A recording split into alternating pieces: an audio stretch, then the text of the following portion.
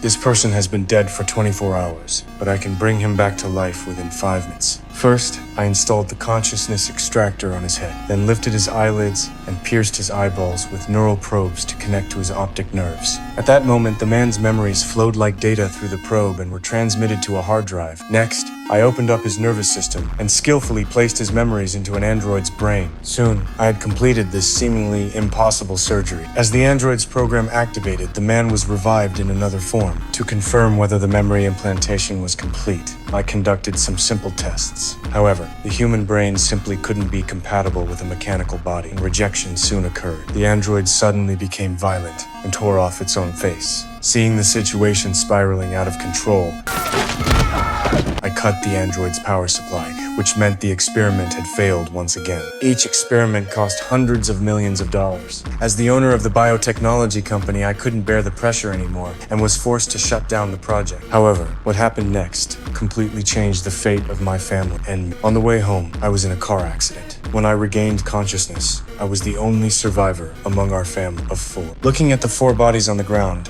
after a brief moment of grief, I made a bold decision. I called my colleague to rush over with the equipment. Seeing the chaotic scene, years of working together allowed him to instantly understand my intentions. But simply extracting memories could only place them in androids. We had never conducted experiments on living subjects. As a technical expert in animal cloning, when he learned I wanted to clone my family members, he immediately tried to stop this absurd idea. Setting aside the enormous risks, even if cloning succeeded, the brains would only remain at an infant stage unless we could implant memories into the clones. But my memory implantation experiments had never succeeded, so he urged me not to make another mistake. Indeed, what could be more terrifying in this world than losing one's family? What if something horrible goes wrong? Something already has.